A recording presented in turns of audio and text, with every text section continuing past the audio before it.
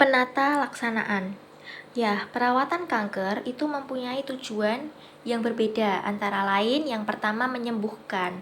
Tujuan perawatan adalah untuk mencapai penyembuhan kanker. Perawatan ini memungkinkan pasien untuk menjalani rentang hidup normal.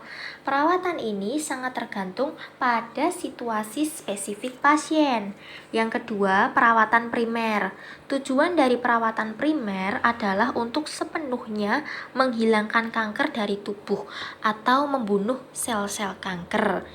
Setiap perawatan kanker dapat digunakan sebagai pengobatan primer, akan tetapi perawatan kanker primer yang paling umum adalah pembedahan. Apabila kanker sangat sensitif terhadap terapi radiasi atau kemoterapi, pasien akan menerima salah satu dari terapi disebut sebagai pengobatan primernya. Yang ketiga, pengobatan adjuvan. Tujuan terapi adjuvan adalah untuk membunuh sel-sel kanker yang mungkin tetap ada setelah perawatan primer untuk mengurangi kemungkinan bahwa kanker akan kambuh. Setiap perawatan kanker dapat digunakan sebagai terapi adjuvan. Terapi adjuvan umum termasuk kemoterapi, terapi radiasi, dan terapi hormon. Yang keempat, pengobatan paliatif. Perawatan paliatif dapat membantu meringankan efek samping pengobatan atau tanda dan gejala yang disebabkan oleh kanker itu sendiri. Pembedahan, radiasi, kemoterapi, dan terapi hormon semuanya dapat digunakan untuk meredakan tanda dan gejala. Obat-obatan dapat meredakan gejala seperti rasa sakit dan sesak napas. Perawatan paliatif dapat digunakan bersamaan dengan perawatan lain yang dimaksudkan untuk menyembuhkan kanker. Ada pilihan pengobatan kanker, yakni meliputi yang pertama, operasi pembedahan.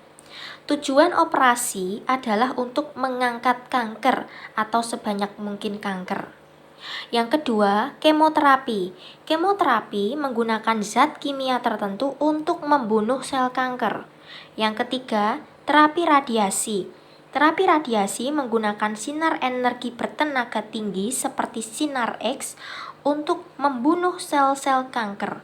Perawatan radiasi dapat berasal dari mesin di luar tubuh atau radiasi sinar eksternal atau dapat ditempatkan di dalam tubuh. Brachytherapy. Ya, kemudian yang keempat, transplantasi sel induk. Transplantasi sel induk juga dikenal sebagai transplantasi sumsum tulang. Sumsum tulang adalah bahan di dalam tulang yang membuat sel-sel darah dari sel-sel induk darah. Transplantasi sel induk dapat menggunakan sel induk pasien sendiri atau sel induk dari donor. Transplantasi sel induk itu memungkinkan perawatan menggunakan kemoterapi dosis tinggi untuk mengobati kanker.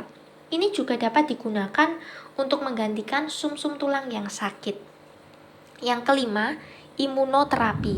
Imunoterapi itu juga dikenal sebagai terapi biologi, menggunakan sistem kekebalan tubuh untuk melawan kanker.